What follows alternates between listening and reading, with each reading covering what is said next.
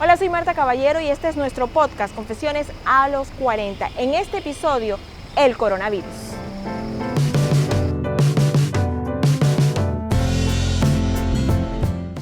En esta ocasión tenemos un episodio especial, el coronavirus, un tema que ha impactado no solamente la salud, sino también lo social y lo económico. Por eso nos trasladamos hacia el Hospital del Niño y conversamos con el experto, el infectólogo, el doctor Xavier Sáez Jones, y parte de esta conversación en este episodio.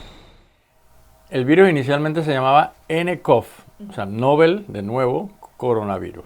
Okay. Ese es el nombre inicial y se le ponía 19 porque empezó en el 2019. Pero entonces ya la nomenclatura ha cambiado para estandarizarla a nivel mundial. Entonces ahora el nuevo coronavirus se llama SARS-CoV tipo 2. O sea, porque hubo un SARS causado también por un coronavirus y ese se llama coronavirus tipo 1 y este es el tipo 2. ¿Ese fue en el 2003 por allá? El del 2002-2003, exacto. Okay. Entonces COVID-19 es el nombre de la enfermedad, no es el nombre del virus. Okay. Porque COVID significa coronavirus y la D es de disease, de enfermedad en inglés. Okay. Entonces, COVID es la enfermedad que produce el virus. Entonces, eso es bueno aclararlo, ¿no? Okay. ¿Qué es lo que no sabemos del coronavirus? Bueno, lo primero que hay que decir es que nadie puede considerarse experto en este tema porque es un virus nuevo, es una enfermedad nueva. Así que todos estamos aprendiendo. Y estamos aprendiendo de la experiencia internacional, sobre todo la experiencia en China. Entonces, quizás eso es lo bueno. El aspecto bueno de las redes sociales, por ejemplo, que uno se entera de la información científica en tiempo real. Y exactamente cuando está sucediendo uno se está enterando de las cosas. Entonces eso ayuda mucho a prepararse y rápidamente a tomar acciones, ¿no? Eso por un lado. Ahora, hay muchas cosas evidentemente que no se saben, ¿no? Todavía no se ha encontrado categóricamente el animal intermediario que ocasionó el salto entre especies, ¿no? El salto de un coronavirus de murciélago a ya un coronavirus que afecta al ser humano. Normalmente siempre entre el murciélago y el humano hay un animal intermediario, ¿no? Se cree que es el pangolín, pero todavía eso no está totalmente claro, ¿no? Eso sería quizás desde el punto de vista del origen una de las incógnitas que todavía hay que resolver, ¿no? Pero hay muchas otras incógnitas, ¿no? No hay tratamiento específico, se está trabajando en eso para encontrarlo. Es muy probable que en 2-3 meses nosotros tengamos ya información sobre tratamientos que realmente sean efectivos. Se está trabajando en vacunas para prevenir, pero el desarrollo de las vacunas para demostrar que son seguras y que son eficaces, eso a veces tarda más de un año. Entonces, vacuna va a ser para el otro año, tratamiento puede que en los próximos meses se dé con algún tratamiento que pudiera ser efectivo para mejorar el pronóstico, ¿no? Claro. Pero hay muchas cosas más que realmente se desconocen, ¿no? La mortalidad por edad, por qué unos de la misma edad no mueren y otros sí, cuáles son los factores de riesgo más importantes. Eso me voy a preguntar, porque hablábamos de que son adultos mayores en su mayoría los que mueren, ¿no? Ese es el grado de mortalidad más alto.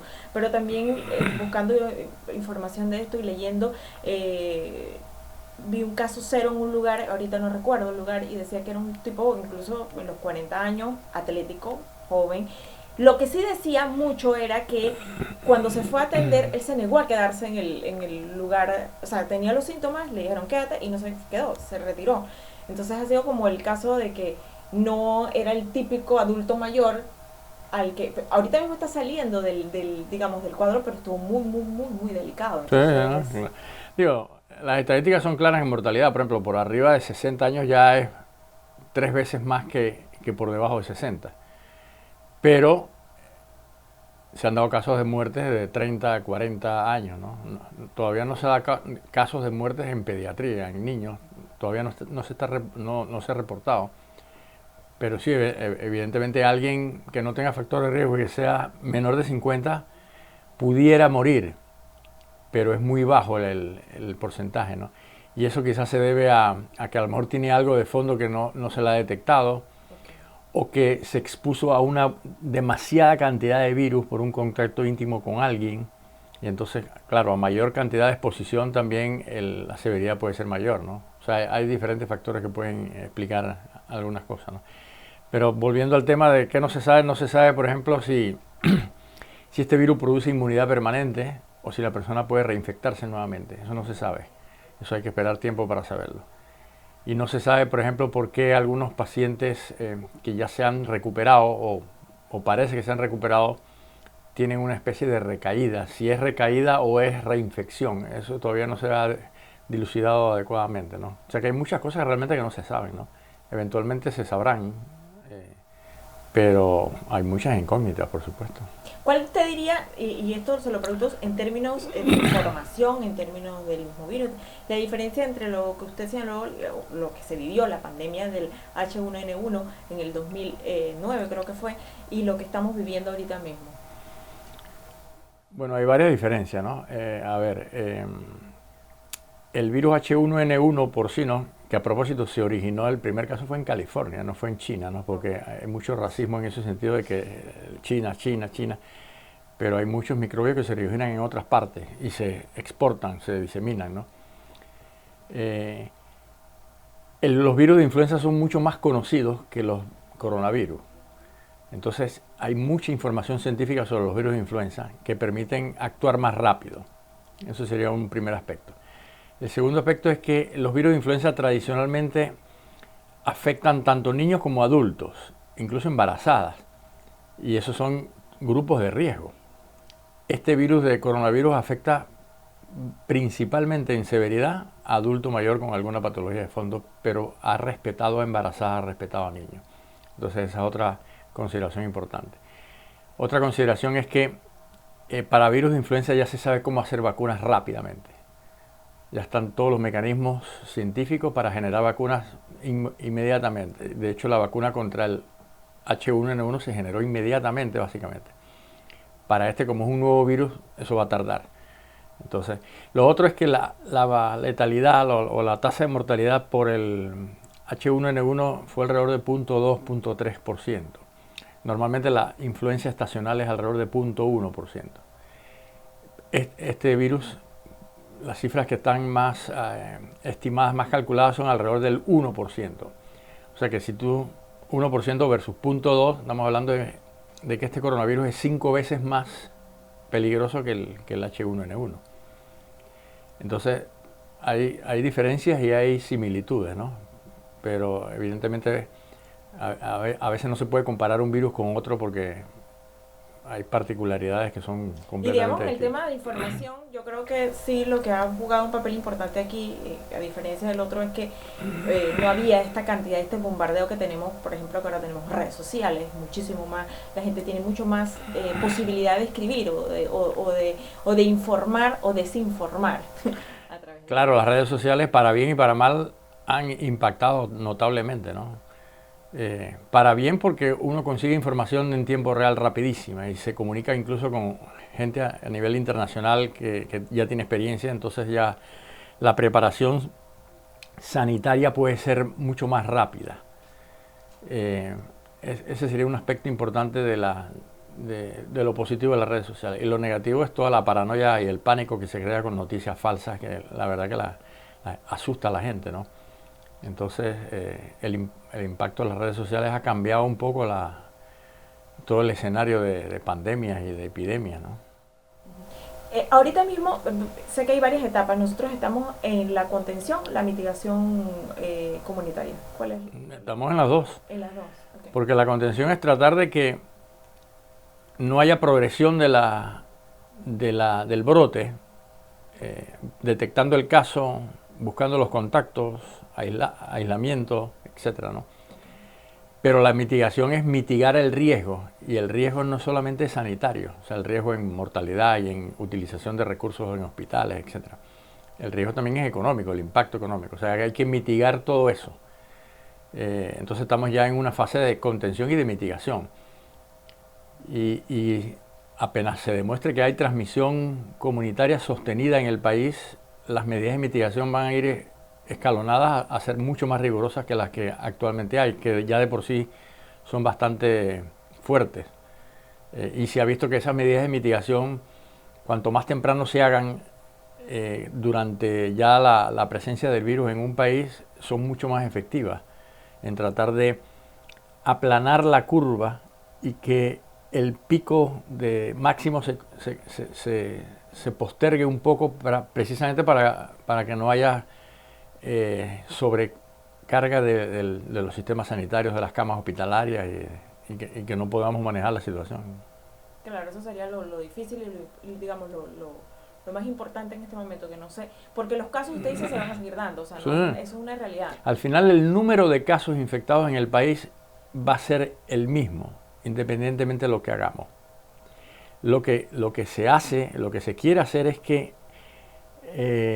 el número de casos, que la gente se infecte, pero se infecte en lugar de todos en un mes, que sea como en 4 o 5 meses, para que no haya sobrecarga del sistema sanitario y se pueda manejar mejor la epidemia, ¿no? Y disminuye la mortalidad, evidentemente. Doctor, ¿cómo hace una persona, por ejemplo, que que tiene que salir a trabajar porque no puede hacer teletrabajo, que tiene que ir en un bus o en un metro, que se tiene que ir a lugares donde hay bastantes personas haciendo cantidad de trámites? ¿Qué hace esa persona? O sea, ¿cuál es su suerte? Bueno, protección personal. Estar a más de 2 metros de alguien que vea tosiendo o que vea estornudando o que lo vea que no es, que se puede sentir mal. Lavarse las manos frecuentemente.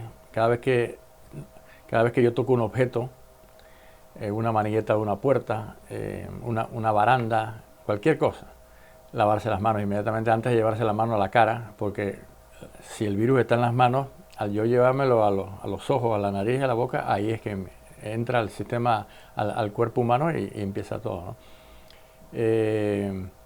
Si uno tiene síntomas, tratar de no salir. Si uno tiene una especie de resfriado o gripe, tratar de no salir y no exponer a los demás, ¿no? Y si tiene que salir por urgencia, pues usar una mascarilla. Ahí sí es importante la mascarilla, ¿no? Si uno tiene síntomas. Si uno no lo tiene, la mascarilla pierde bastante valor, ¿no? Evitar salidas que sean innecesarias, no asistir a lugares donde hay mucha aglomeración de personas. Sí, pero si ya esta tiene que hacerlo, definitivamente, o sea, por ejemplo, en una hora pico en un metro, usted va así, pegado uno al otro, o sea, es difícil no estar cerca de alguien, o no tocar una baranda, o no. Entonces, bueno, ya sería la protección. Y depende mucho de la responsabilidad de cada quien. O sea, una persona que tiene síntomas está poniendo en riesgo la vida de todos los demás. Entonces, hay que tener responsabilidad con el prójimo, ¿no? Entonces, una persona que tiene síntomas, no salga de su casa. Llame a algún familiar, a algún amigo, si tiene una necesidad, que le haga la diligencia, pero que esa persona se quede en su casa esperando que pase todo el periodo de síntomas, ¿no? ¿Cómo son las pruebas que se hacen en el Gorga? Esto es, agarran a la persona, ¿eso dura 24 horas o cómo es el proceso de una prueba para saber si realmente la persona tiene el COVID? El procesamiento de la prueba, una vez que ya la muestra respiratoria, que es la muestra respiratoria se obtiene con, nosotros le llamamos un hisopado nasofaringeo, o sea que se introduce como una torunda con algodón dentro de la nariz hacia atrás y se obtiene una especie de el moco que hay ahí, las secreciones, ¿no? Y entonces eso se envía al Instituto Gorga. La prueba en sí demora alrededor de 2 horas, pero después hay que interpretarla y todo eso, o sea que el proceso en sí demora ahora mismo como unas 3 horas. Se están desarrollando pruebas mucho más rápidas, pero eso va a tardar un poco. 3 horas, pero a esas 3 horas hay que contar desde que se toma la muestra hasta cuando llega al Gorga, que a veces el tiempo puede demorar dependiendo de la agilidad de los sistemas de movilización, que entre a la ventanilla en el Gorga, que se registren todos los datos del potencial enfermo, que llegue al laboratorio y que se incluya dentro del kit, porque hay muchas muestras que están llegando al mismo tiempo, entonces claro, todo tiene su orden, ¿no? Y después entonces, cuando se leen todas las pruebas, hay una persona que interpreta eso y lo comunica. O sea que a pesar de que la misma prueba puede demorar 2-3 horas, el proceso desde que se toma la muestra hasta que se reporta puede tardar muchas más horas. Entonces, y a veces hasta el día siguiente, ¿no? Okay, como 24 horas, pues sí. Entonces, eso es importante también mencionarlo, ¿no? Porque la gente está desesperada y que quiere su resultado de una vez, ¿no? Los únicos que hacen eso es el Gorga, lo único que hacen esta prueba. Ahora mismo el Instituto Gorga es el que tiene el control de las pruebas. Sin embargo, eso tiene que masificarse, tiene que haber pruebas en diferentes hospitales públicos y privados porque lo que se quiere es pesquisar la mayoría de los infectados para trabajar rápidamente en el control de los contactos y para disminuir el número de casos, ¿no? En la medida en que se compren más pruebas y que se desarrollen las pruebas rápidas, que es lo que todos queremos, se va a poder tener mucho más acceso al diagnóstico rápido, ¿no? Okay. ¿Y es cierto esto que el virus puede o muere a temperaturas altas o eso es una leyenda urbana? Muchos virus respiratorios, eso es lo que ocurre, ¿no? Que la viabilidad, por ejemplo, en una superficie, si el virus cae en una mesa, si la temperatura es alta, es cálida y no hay mucha humedad en esa superficie, el virus tiende a morir mucho más rápido que si hay humedad y que si la temperatura es fría, ¿no? Eso aplica para muchos virus respiratorios. Lo que pasa es que como este virus nuevo, no se sabe, no se cree que a lo mejor también puede ocurrir eso. Pero lo que estamos viendo, por ejemplo, ahora, nosotros estamos en temporada seca, de calor, y el virus entró en Panamá y se está diseminando. O sea que nadie tiene inmunidad porque es un virus nuevo. Entonces, quizás la temporada seca pueda ayudar a que haya menos casos o que no progrese tan rápido el brote, pero ahora mismo no hay ninguna evidencia de que eso sea así, ¿no? Es más una esperanza por lo que ocurre con otros virus respiratorios, pero no está demostrado para este nuevo coronavirus. Entiendo que, por ejemplo, lo que es el paciente cero es bien importante a la hora, por ejemplo, de determinar o de hacer los estudios desde el punto de vista médico. Y por eso entiendo que también la ministra dijo que se llevaba este asunto y que lo estaban investigando. Es súper importante, por ejemplo, en el caso de nosotros, el director del Instituto Beckman, que fue el caso cero, por decirlo, que se determine esto para poder seguir con las acciones o cómo es esto. Digo, el profesor que falleció lamentablemente, evidentemente ese no es el primer caso, ¿no? Okay. Tuvo que haber alguien que lo contagió, ¿no? Porque él aparentemente no hay historia de que él personalmente haya viajado a ningún lugar. O sea que él lo tuvo que haber contraído de otra persona, que a lo mejor sí está relacionado con un viaje, ¿no?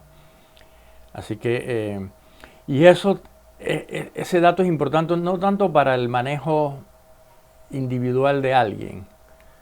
Es importante por dos razones. Es importante porque para saber desde cuándo pudo haber empezado el brote aquí en Panamá, la entrada del virus, porque eso nos ayuda a más o menos con los modelos matemáticos que se están haciendo en todas partes del mundo, predecir dónde estamos, si hay transmisión comunitaria sostenida o no todavía, predecir dónde estamos y cómo va a evolucionar el número de casos para estar preparados para brindar la atención a los casos, ¿no?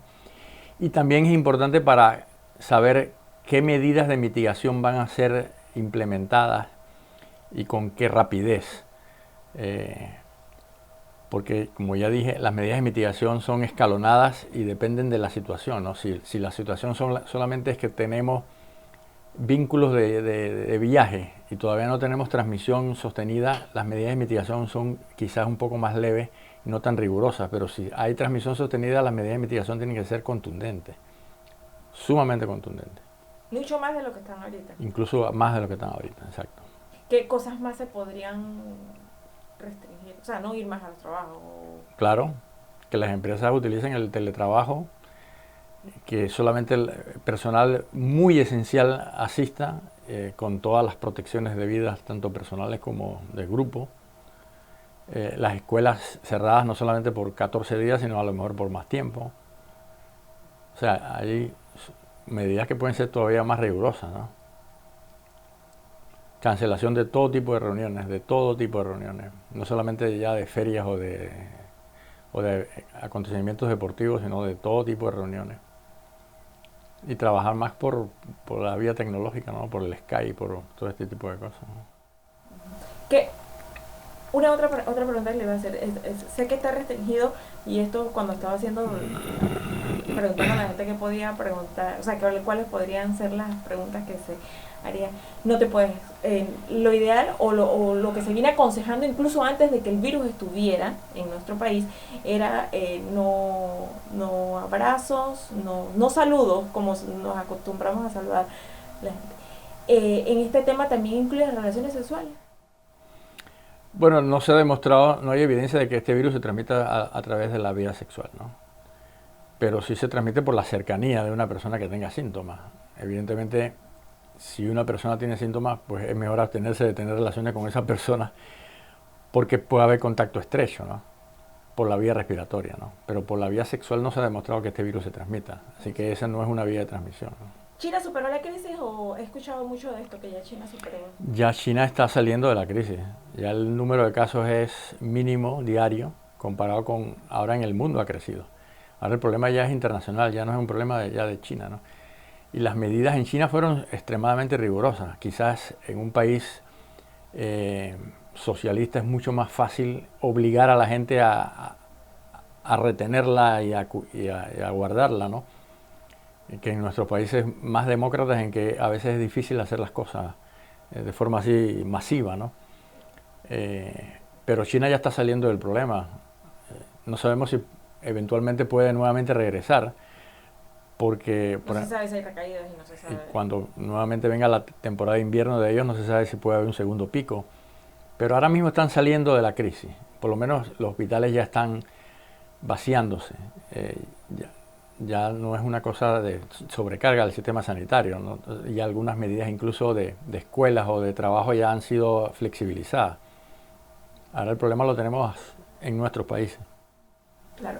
Las recomendaciones, bueno, sabemos lo del lavado de manos, sabemos que no evitar aglomeraciones y lo del saludo. ¿Qué usted le podría decir a la gente, por ejemplo, en el término de no entrar en histeria? O sea, el miedo es parte del proceso porque entiendo que todo el mundo está temeroso, yo estoy temerosa de lo que puede pasar porque conocemos.